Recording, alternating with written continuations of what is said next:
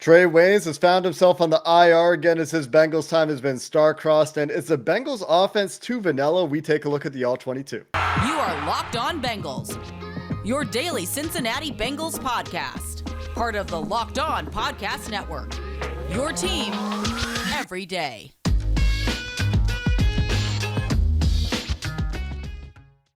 What up, Bengals fans, and welcome to another episode of the Locked On Bengals podcast. I'm your host, Jake Liscow. He's your host, James Rapien. As always, on Tuesday, we're joined by Bengals fans, Mike Santagata. We don't have our names up, James.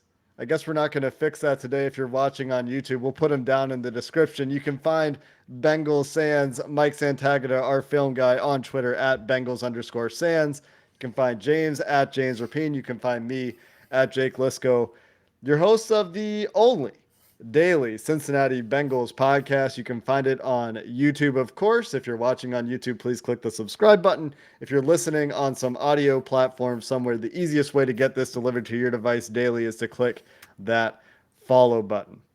Oh, look at you, James, on the fly, getting our YouTube graphics updated. Great work. Let's start with the injury news before we get to our All-22 observations. The big one today, Trae Waynes goes straight to that IR with the hamstring injury. The Bengals also sign Holton Hill, a cornerback, to the practice squad, and Elijah Holyfield, son of famous boxer Holyfield, a running back, to the practice squad, presumably to backfill for Trae Waynes in one case and to backfill for Samaje Perine on the COVID list in the other case. And the big impact here, of course, is Eli Apple will continue to be a Bengals starting cornerback in 2021. And by the time the season ends, I bet you he'll end up having more snaps than Trae Waynes, the way things are going so far.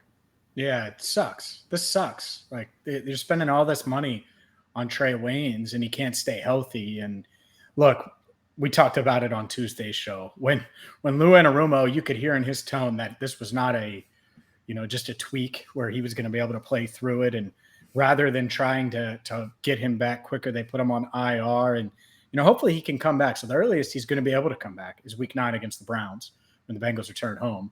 He's going to miss week 6, 7, and 8 against the Lions, the Ravens, and the Jets, all on the road. So who knows? Maybe it'll be home sweet home and he gets to go up against Odell Beckham Jr. and maybe a healthy Jarvis Landry in week 9.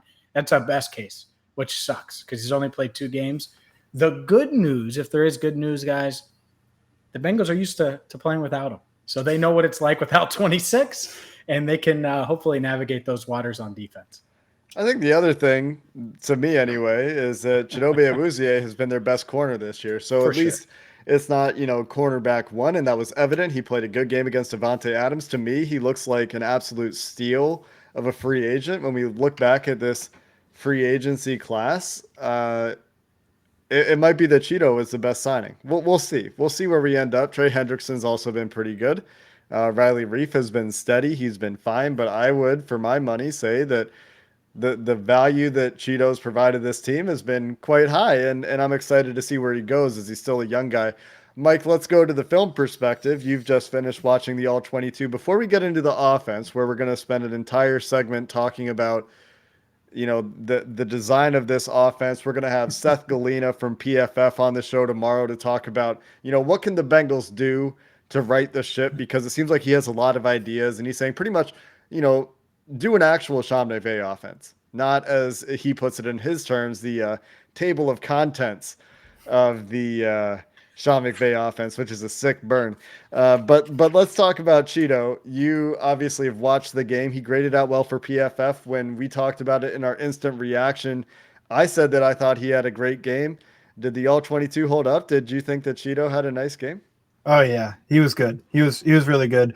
And even the PFF numbers are going to be slightly lower than I thought of him. Where the PFF numbers are slightly lower than I thought they would be because, he's facing Davante Adams, and they don't account for your opponent when you're going against him. So there was a play specifically. He was outside leverage. He's great coverage, but Aaron Rodgers to Davante Adams just a little bit higher than he can reach, and he's hands in there, but it's just he can high point it and keep the ball away. So even the yards he's giving up are hard fought yards for the most part.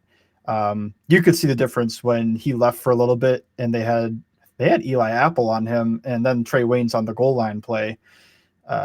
You could see the difference where those guys weren't. I mean, Trae was there. Trae was there on the goal line play. It was the same situation where Devontae Adams is just a very good receiver. He's going to get his. Yeah.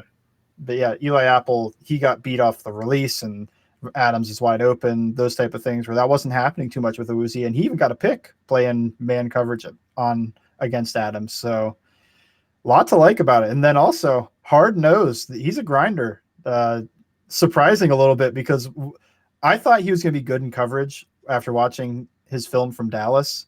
I didn't think he was this good making tackles in the shallow area or against the run. That was what was somewhat surprising to me. So there was one specific play, and it was the Bengals weren't aligned correctly. They had a bunch to their left, the Packers, and the Bengals lined up with only two guys over there. So Rodgers sees that and goes, numbers, easy. These two, they're going to get blocked, and my guy's running. Cheeto slips underneath the block and makes the tackle behind the line of scrimmage for a tackle for a loss. That's just, whew. That's like chef's kiss, Rondé Barber type of stuff. Not going to say that he is Rondé Barber or anything, but that's what he used to do. That type of thing where it's we don't have the numbers, but I'll just slip this block and tackle your guy for a loss. Yeah, I mean, he's playing great, and it's funny you talk about how he made life hard on Adams, and the narrative during camp was how slow of a start Jamar Chase got off to. Well, he was going up against Awuzie a ton, and it was like, oh man, 22 is just on Chase's hip, and you had stories about Chase not getting separation and things like that. Well, that might have been the best thing for Jamar Chase because he's facing this number one corner that I don't think anyone ruled out Awuzie being the Bengals' number one corner, but I don't think it was written in Sharpie. And now I think it's pretty much written in Sharpie that he's their top dog. Yeah, popular opinion, I think, was that him and Waynes were like 1A, 1B, or both high-level number two guys. But I would say that Chidobe's been at least a lower-end number one type guy. I don't have too many concerns with him going against almost anybody. He was good against Justin Jefferson, too. Maybe we'll see if Cheeto can keep it up against, I don't know, like a big bully guy like Mike Williams. I don't know if we've seen that yet. We've seen him. Allen Robinson stands out. Yeah, but the Bears are kind of being weird with him. That's true. But yeah, we'll see him throughout the year. But so far, the return is awesome, and he's here multiple years. I think it's a 3-year contract and 3 years, $7 million a year. That's nice. That's a good deal. I thought it was a pretty good deal when they signed him. It was the one that I thought had the most upside. He was injured and in a generally defunct defense in Dallas last year, paying early dividends, I would say, for the Bengals. He hasn't been perfect, but the chemistry, I think, is growing between him, Von Bell, Jesse Bates as 3 out of the 4 outside or deep players, not counting Mike Hilton, who's also under contract for a few years. And speculation is growing. This may or may not be Trae Waynes last year in Cincinnati. We'll see. I think he'll have to play, obviously, but if he is healthy, I think that's a little premature because Lou Anarumo, I think, brought him in for a reason. They paid him all that money for a reason. And if he doesn't play well down the stretch, if he comes back, maybe we have this conversation again in a few weeks. But right now, I think the Trae Waynes won't be here in 2022 conversation. I think it's just a little bit too early. But let's shift gears, Mike. The big topic today after Seth Galina, who, again, will be on the podcast tomorrow, is the scheme issues with the Bengals offense, more so than play calling, which a lot of fans are really grasping onto lately. It's just the entire offensive design. Offensive design might be missing some important window dressing. So let's talk about that in detail coming up next. But first, I got to tell you about a way to save money, and it's with Get Upside. Maybe the Bengals could grab some Get Upside and use it to buy a little more window dressing, as Jake Liscow put it.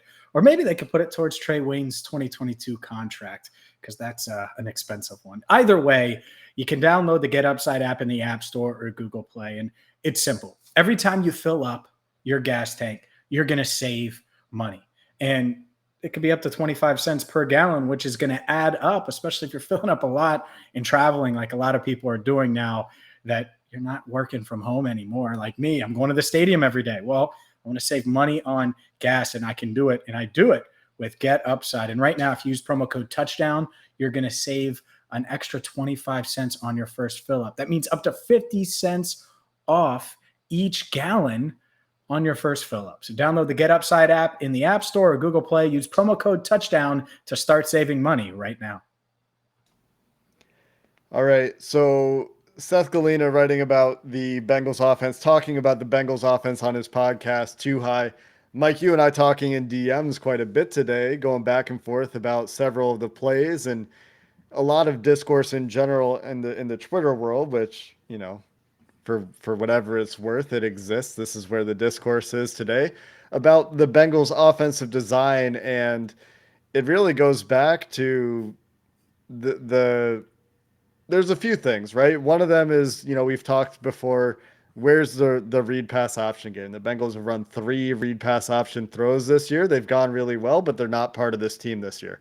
What's going on with the play action game? Why hasn't it worked? Joe Burrow's numbers on play action have been miserable.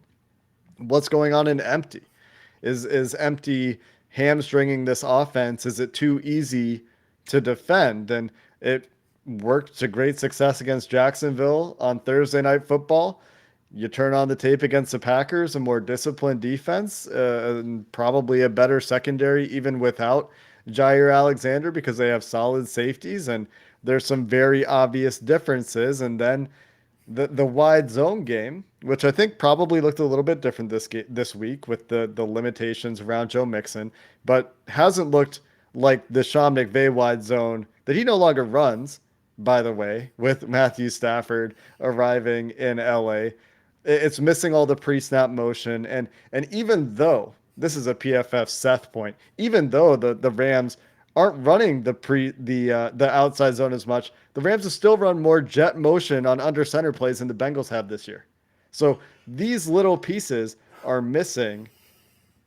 What did you see when you turned this game on, Mike, when you're evaluating the overall scheme now 5 weeks into the season as the Bengals, you know, lose a close one and the offense hasn't been able to get going? A lot of points to hit. We'll start backwards with the wide zone stuff. I think they make it a little bit difficult on the offensive line, which is already lacking a little bit. Nobody would go into the season thinking the Bengals have even an above average run blocking offensive line. They don't make it easy on them. There's no, like you said, the jet motion, or Seth said, there's no jet motion to kick the linebackers over, stop the pursuit angles a little bit quicker, help Trey Hopkins, who struggled this game to sustain his blocks at the second level. I mean, that's easier if the guy's on a better angle for you, and that's what the jet motion would do, or the threat of the jet motion with the play action stuff off of the wide zone. They haven't done the gimme stuff. They're doing all the hard work, all the wide zone, just from under center, no motion, nothing. And they're not taking the easy stuff that usually comes with that. The main one I think of is just that play action with an over route, the Yankee concept, whatever, all the different ones, drift, Yankee, rage, takeoff. There's like 100 different ways to just throw that same over route, whether or not he stops. And the Bengals don't take advantage of it. That seems like something that they really could do with Tyler Boyd running that over route from the slot. And then you still have Jamar Chase running deep, T. Higgins probably crossing the field deeper. That really feels like it lines up with a lot of the players' abilities, but they haven't. I don't think they've run those specific concepts a single time, from what I remember. Maybe once or twice. I know it's in the playbook because they ran it at least once or twice last year. So none of that. The boot game, it's there. You see Drew Sample catch the ball off on the shallow from the boot, and he just falls over his own feet. But it was a 15-yard gain if he can just stay on his feet and run forward. He also dropped another one off of a boot, which, just an awful day on the boot for him. And then I think when you talk about creativity, it's kind of a buzzword for offenses, but the Bengals constantly use Auden Tate as their extra blocker. under center mainly is what I'm thinking of. Run the play action boot stuff or whatever, leak, if you want to do that. They've ran leak, I think, one time, and it was the game winner against Minnesota. Run him instead of Sample. Run him on that little slide type route. He probably stays on his feet a little bit better. I mean, I don't know how it could be that much worse. So that's my problem with the wide zone portion of the offense. And they're running two offenses. They have the spread LSU one as well, where the empty safeties are sitting. They're when they're too deep, they're not deep. It's too mid. There's no deep. They're sitting right there at 8 yards, playing downhill, trying to jump everything quick, because that's the only thing the Bengals are doing from empty anyway. It's just all quick game because the offensive line can't hold up to actually take a real shot other than a Jamar Chase go ball. And those just aren't there every single snap. The corners aren't going to press him when he beats them like a drum downfield for 80 yards. It's like, okay, now you're playing off and you're playing basically scared. Like, just protect deep.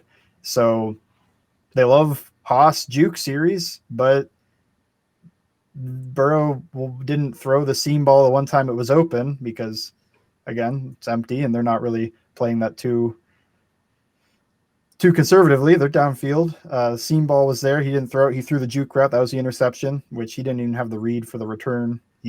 Boyd sat because he didn't want to get his head taken off. Can you explain that part a little bit? Let's talk about the pick and okay. Haas wide juke just as a play is two hitch routes on the outside, two seams from the inside guys. So on this play, they had tight end running back outside, Uzama and P. Ryan on the outside running hitch routes, and they're the laziest hitch routes I've ever seen. That killed me for one. And then you have T. Higgins and Jamar Chase in the slot on either side. They're running seam balls. He starts to Jamar Chase. He decides that's too tight by the time he gets to T. Higgins. The strong safety is into play because it's single high. And against single high, you're not supposed to be reading that juke route, which is what Tyler Boyd killed the Jaguars on the entire game, if you think back to that game. But when you have single high, that means you have two linebackers to deal with, and Joe Burrow just didn't seem to account for Devondre Campbell. Yeah, middle of the field closed versus middle field open. That's the main – every offensive coordinator, that's how they describe defenses for the most part. Is there a safety in the middle of the field, or are there two safeties deep? Because there's two safeties deep, there's less guys underneath. If there's one safety deep, then we can't throw the post route, but there's more guys underneath, so you can hit the seam ball in between the post safety and the guy that's covering him. And it was there for T, but Burrow and Chase have a connection, so he's looking that way first, and by the time he gets to T, it's too late. And I mean, that's kind of what it is with these mirrored concepts when you have a timing where if you hold on to Chase just a tick too long, thinking like, okay, but what if he just breaks away real quick? What if he puts on the Jets here and does get past him and I got an 80-yard touchdown? But he didn't. And then by the time you get back to T on the other side of the field, that window's closed because you can't be late on a seam ball. I mean, it's the preferred throw to what he did, but you can't be late on the seam ball because either your receiver's getting blown up or the ball's going the other way on an interception. So at the very end, Burrow looks to the juke route because what else is he going to do? Everything's covered. The hitches didn't fool anybody. They're not high-lowing anybody. They're just the corners stayed there. Seam ball, he didn't find the window for T, so he can't throw that. And now it's just the juke route or run. So he tries to throw the juke route, but Boyd, the coaching point on the juke route is when I show you my eyes and I'm sitting there, that means I'm sitting. If I don't give you the look, then that means I'm about to make a move because it's basically freelancing. It's just Boyd, hey, Boyd, go sauce that linebacker because he shouldn't be on you. But there's two linebackers on him basically. So Boyd doesn't want to run into a linebacker where Burrow throws the ball for him to the interception, but doesn't really have any separation from the other guy because he played good leverage on it. So everything's covered other than the window to T was there, but he didn't get there in time and you can't be late. So there's about 10 other options that Burrow could have done on this play that were better. Just throw it into the stands behind a hitch route, throw it deep and out of bounds to one of the seams. I don't know. Throw it into the ground near Boyd's feet. And he kind of chose the worst option of all, because at least if you threw the seam ball late and got intercepted, at least that's like 20 yards downfield and not a 5-yard interception where the guy's running and they're already in the red zone. So yeah, I mean, it was awful. Like, the game should have ended right there, and they got lucky for it not to end. We'll continue our conversation with Bengals fans as our All-22 review continues.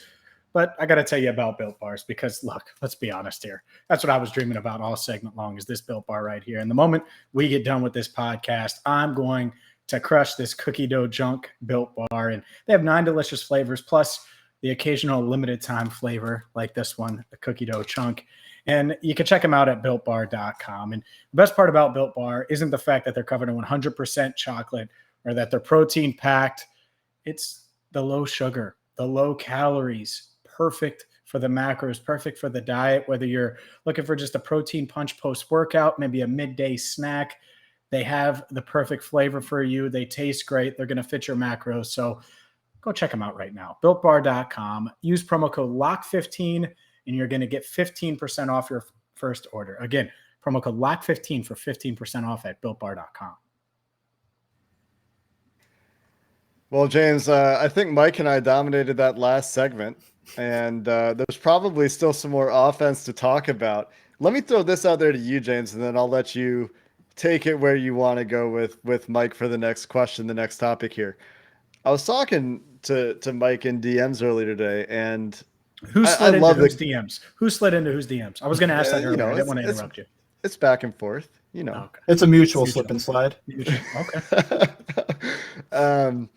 I love the connection that Jamar Chase and Joe Burrow have. It's obviously been very productive for the Bengals, but I'm seeing a little bit of Andy Dalton, AJ Green in the Joe Burrow, Jamar Chase relationship, where there are times that Burrow decides pre-snap, he's looking at Chase, he's starting with Chase, and maybe that's what he's being coached. But there are times when T on the other side on mirrored concepts, or a couple times in this game, where T would have been the better side.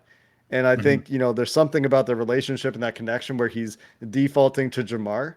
Have you noticed that, James? And then I'll let you go from there.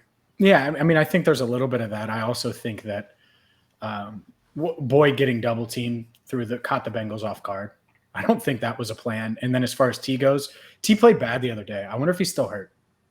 If there's like a confidence level with Burrow where he's like, man, because I mean, he had both drops are killers, right? And the first one ended a drive on the 3rd and 2. And the second one, they still converted, but it was on their final drive of regulation. I think there's probably a little bit of that. But again, I mean, team missed 2 games. They didn't play together in the preseason. And Chase is the only one making huge plays. So I think part of that might iron itself out if they design things better, I guess. And that's where I default the Bengals fans. And this is how we can move forward here. Mike, how can is it as simple as doing some of the stuff you talked about? How can they fix this? Like, do they have to revamp the playbook? Do you think the answers are in the playbook? What is it? Because to me, this offense, and I've said it, and I'm going to keep pressing the gas, foot on the gas pedal here. They should be much closer to 30 points per game than this 20 points per game. And they haven't even gotten close outside of the 27 against Minnesota, haven't gotten close to the 30 yet this season. And that was in overtime. So what do they have to do to fix this? Because they obviously have the talent. Yeah. You don't have to revamp the playbook. I think the plays are in there. I think it's the sequential play calling a little bit where a lot of the under center it's a run. There's not a play action concept off of it. You could argue about whether or not you need to run the ball from under center for the play action to matter, but either way, I mean, the better play is the play action one, right? So cut out some of the runs for the play action. But their under center run game's better than their shotgun run game, but their shotgun pass game's better than their under center pass game. So it's a little bit tough. You understand where that disconnect comes from, and you see the tweet of like 80% run from under center or 75% pass from shotgun. It's like, well, that's what's better out of those two things for them. Yeah, I think you get some of those gimmies, the over routes, some of those throwback screens that are mix and dropped one that would have been big against the Jags. Just real easy things that it's easy on the offensive line, especially those any type of wide zone play action. it's not a playoff because there's never a playoff, but it's as close as you get. You just wad it up down the side, and that's about it for the offensive line. They don't actually have to block well because they're just holding those guys over there. The action's holding that, and then it's a gimme play for Burrow. It's a gimme play for the offensive line. The thing with the empty and everything, it's empty's good. Just attach somebody to the offensive line because they're not the type to block with 5. You see the PFF scores and everything, the pass block win rate. It doesn't account for when they have a 3-man slide left and Trey Hopkins doesn't move to the guy on the right in time. It's not a pass block loss, and who knows if PFF charts that because they're not positive if that was him or Carmen. You're talking about the play where Burrow gets crushed on the deep ball to Chase. Yeah. Oh, just as a specific game. Yeah, just as a specific, and it makes sense what they're doing with the 3-man slide left, but Hopkins just hasn't been himself the same way where he had one okay game, and other than that, he'd be grading out similar to one of the I want to say like maybe the worst or second worst member of the offensive line. That is not what was expected coming in. So it wasn't. And I know Jake probably, sorry to cut you off. I know Jake's going to want to ask more, but specifically and I think did we talk about it on the podcast or right before? Either way, the scripted plays at the beginning have been awful. They haven't scored a point on them. Yep, so let's go there. When you watch the film, what's the common theme here? Because I asked Zach how frustrated he was, and he's clearly frustrated, and he should be because that's directly reflected on him, whether it's fair or not. So why are they struggling so much on, let's do the math, 5 times 15, 60 plays, 0 points? Yeah, 0. They have not scored a Can't single zero time. Me. There was there was a missed field goal, so there is that. It could be 3 on 5 drives, but whatever. It's just a field goal for 40-something yards. You want a touchdown, and you look at the Rams for an example. Their scripted plays, they've had 2 that didn't score. They have 2 touchdowns and a field goal to go with it. And say what you want, it's an offense that has been put together longer. And I mean, I think we would all agree that Sean McVay might be a better play caller. So so you have those things working, but how do they not score a single touch on these scripted plays? There's always a few that are like really well designed. I think back to the Jags game again. There's a fake toss rollout with a sneak route, which again, I don't think they do this enough, but free 20 yards. Tyler Boyd's running downfield and he gets a good block for it too, but just a free play, just a play Burrow doesn't have to worry about. He's good at rolling left and throwing, to be honest. That's something he does well, and that's something you need for this offense. You don't want to only be able to roll right and throw. So he rolls left, throws it, easy 15 yards. Where is that in this game? It was to Drew Sample, and he fell down. So I wouldn't just roll it one time. I wouldn't just run these plays one time. It's against Jacksonville. They ran it multiple times, and this game they run it, I think, once, maybe twice.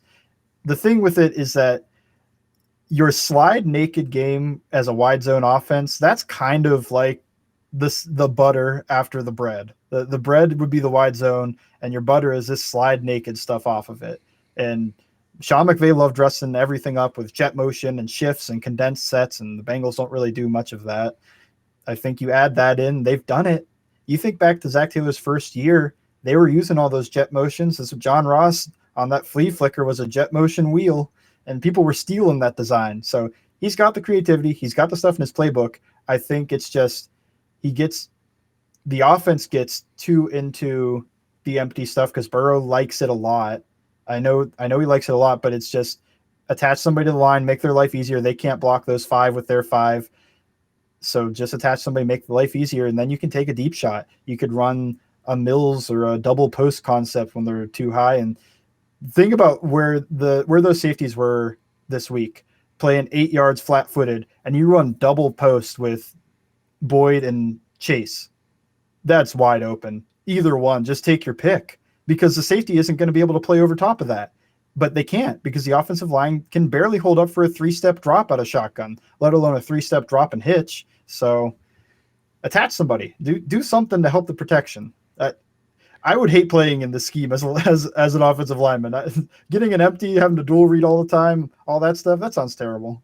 Or they could just keep a running back in. I mean, it's not Yep. like it's that different to just like you want to be 3-by-2, whatever. That's fine. You can do the same things with the running back a lot of the time. And yeah, he's coming from the backfield. But like, what if you motion to empty based on the Oh, look you I was get? about to mention that when you mentioned And this is another point that PFF Seth made, and we'll talk to him about tomorrow. But he's like, they don't even motion to empty; they just line up, and it's like normal splits. And so the condensed splits have gone away. The idea of motioning to empty we haven't seen as much, and I'd be curious to know why that's happening. One last note on the offense, and then one question about the defense real quick before we get out of here.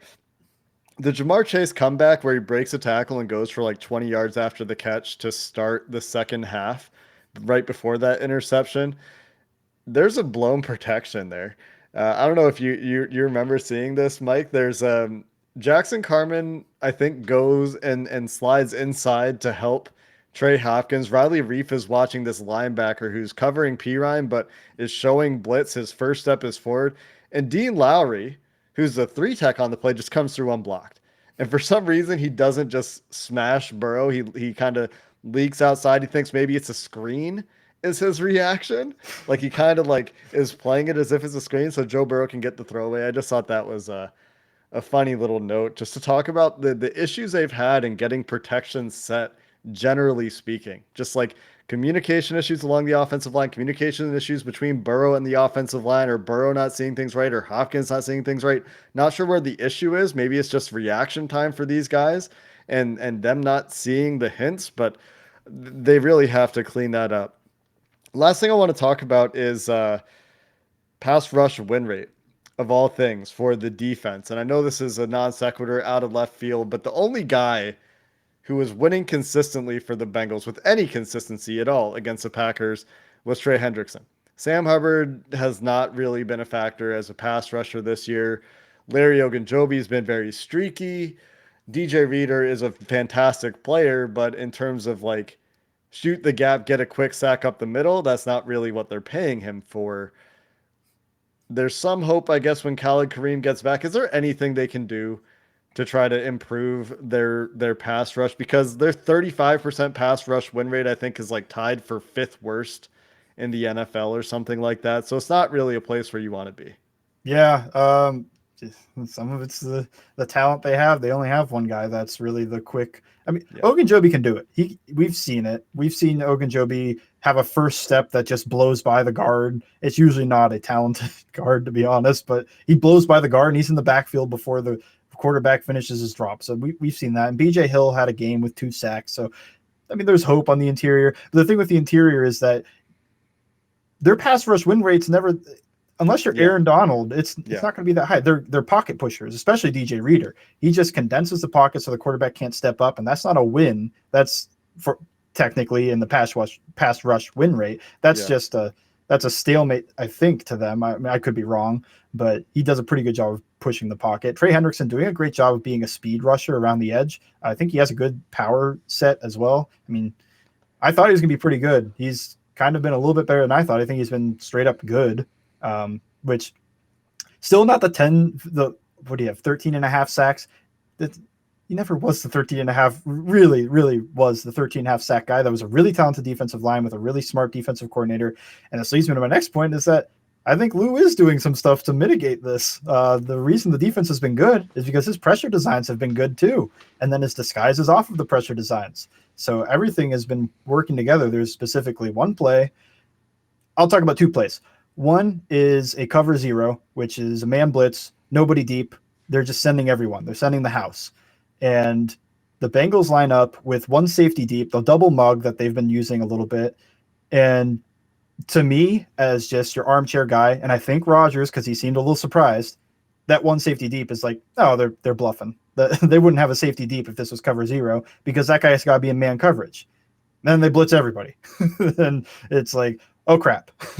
So that ended up being an incomplete pass. And I believe that's the same play. Trey Hendrickson, I mean, these guys are bought in. Trey Hendrickson does a peel. That's when you're rushing as the defensive end and the running back comes out to your side, he starts going and you have to take him. And last year, the Bengals didn't really have somebody that was very good at that.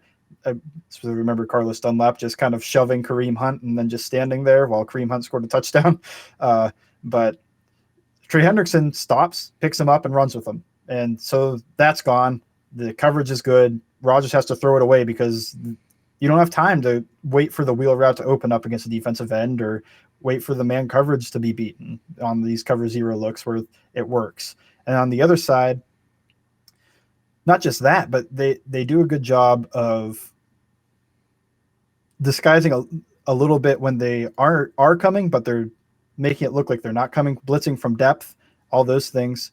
They'll play too high and end up in man free. The interesting thing to me is just how often they're willing with Jesse Bates to man up with him from playing deep. That's not something that's super common, and that's something where a plus of having a Jesse Bates on the team, where they can man up a tight end from playing what looks like a too high deep look. So Lou is doing a lot of interesting and good stuff to mitigate the lack of pass rush coming from the talent. So I think just keep doing those things. Don't get too caught up with don't get too caught up with the pressure designs themselves, but I like just the idea of just send more than they have. And that's the peel thing too. If your guys are peeling well, Hubbard and Hendrickson, send it. Send the pressure because they're getting home before this coverage is beaten. I mean, we'll see with Apple, but that worked really well this week. There's also that a few times Rodgers held the ball for like 7-8 seconds and had nowhere to go with it. So that speaks to the back end of this defense holding up. That's going to do it for this episode of the Locked On Bengals podcast. We're out of time, but had a great conversation today about some of the schematic issues on the offense, some of the specific plays from the Packers game with Mike Santagata. You can find him on Twitter at Bengals Sands. He'll be with us every week after games to talk about what he sees on the All-22 in conjunction with James and my own observations. Next time, tomorrow, we're joined by Matthew Derry from Locked On Lions for a weekly crossover, and PFF's Seth Galina, who wrote a bit of a tirade today on Tuesday as we record, talking about his frustrations with the Bengals offense. Until next time, Bengals fans, hoo-day, and have a good one.